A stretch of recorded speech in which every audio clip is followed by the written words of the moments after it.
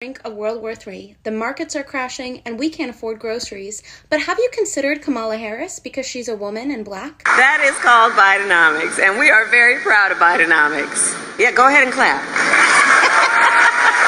What amazes me the most about the Kamala Harris candidacy is that Democrat voters didn't get to choose their presidential candidate. But this is not surprising because Democrat voters didn't really get a choice in 2020 either. The truth is, Democrats never wanted Joe Biden, and they certainly didn't want Kamala Harris, who could barely reach 2% in the polls. And now, in 2024, just a handful of well-connected, wealthy elites have chosen the candidate. You think you just fell out of a coconut tree?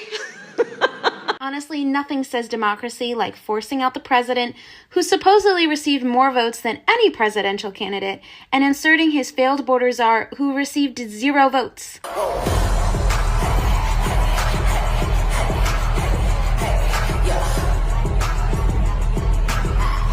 Character and decency is on the ballot, which is why Kamala Harris rejected Josh Shapiro as VP pick, because he is Jewish and volunteered for the IDF.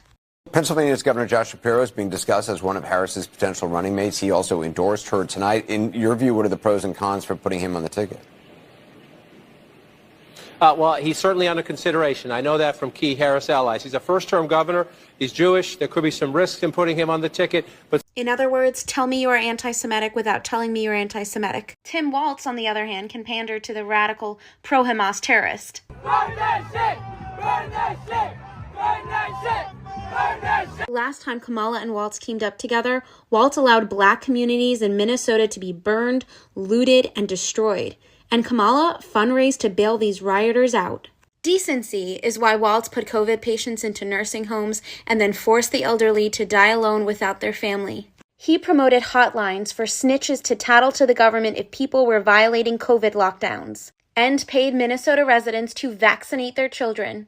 It must be in the name of decency as to why Walz is allowing Minnesota to take child custody away from parents who oppose sex change surgeries. And if you thought it couldn't get any weirder, Walz is forcing schools to stock pads and tampons in boys' restrooms. You can talk about if you're the wokest or woker, but just stay more woke than less woke.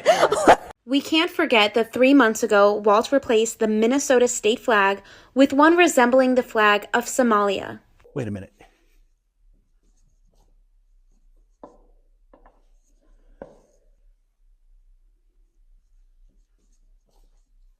There, that's better. This is who the Democrat Party chose.